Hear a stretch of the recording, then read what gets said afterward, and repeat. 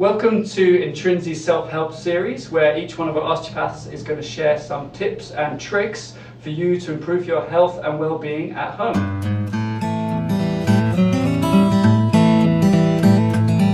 Okay, so what we're going to do is some stretching and range of motion exercises for our shoulder. In this case, we're going to be using our right shoulder.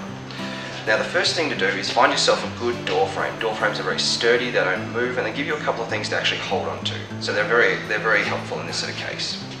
Now to stretch the underside of our arm, underside of our shoulder and down into the chest, what we're going to do is we're going to be facing the door frame itself. Now your right hand is going to go slightly higher than shoulder height within that door frame. Your right foot is going to be pointing towards the door frame as well. Now what we're going to do is we're actually going to drop our hips backwards. Now as we do that, we'll actually automatically drop our chest towards the ground. Now with this, you'll start to feel a stretch that occurs underneath the arm. Now this stretch can sometimes occur over the top of the shoulder as well. Both of these stretches are fine as long as it isn't hurting. If it is hurting too much, please stop, reassess and reposition that shoulder. Otherwise, you may need to stop and talk to your osteopath about trying to change that stretch altogether.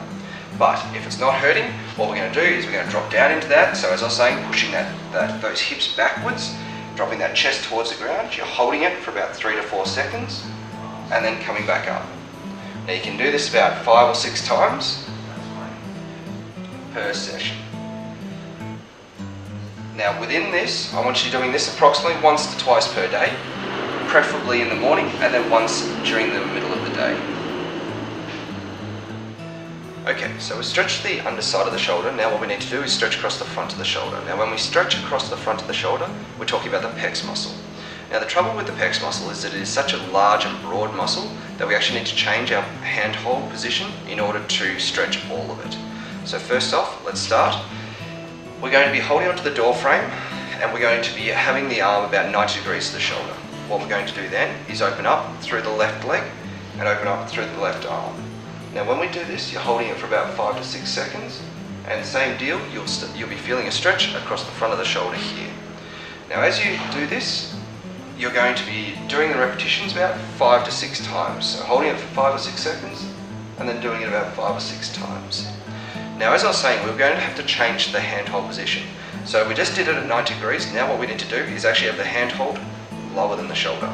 Once you open up, you actually open up with your left arm higher, and that will change the stretch of the pec muscle. Same deal, 5 to 6 times, holding it for about 5 or 6 seconds. The third one is where the hand is once again going higher than the shoulder, and we're opening up again. And all of these you'll feel in different parts of that pec muscle.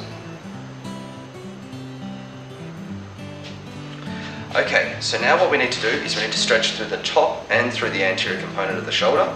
So what we're going to do is we're actually going to place our palm behind us, holding onto that door frame. Now I'm going to do it on this right hand side again. So, palm goes on the inside of the door frame with your back towards the door, and you're actually going to gently step forward with that left foot. Now as you step forward, you'll be feeling a stretch through here. If you find that you aren't feeling that stretch, what you can do is you can actually raise that right hand slightly further up that door frame before stepping forward again. Once again, hold it for about 3 to 4 seconds. Do this about 5 to 6 times. Now what we're going to do is stretch the back of our shoulder and stretch our back. What I want you to do is I want you to pretend like you're trying to hold a beach ball in front of you. Now as you do this, you're obviously going to be trying to push your shoulders forward. You're going to slightly interlock your fingers at the front. Now what I want you to do is actually drop those hands and follow it with your shoulders. What you'll feel as you do this is a stretch that occurs through the back in differing parts. By moving those hands up and down, it allows the different components of the trapezius muscle, rhomboids, and your posterior shoulder muscles all to stretch. Do that about 3 to 4 times and do it at least twice a day. Once in the morning, once at night.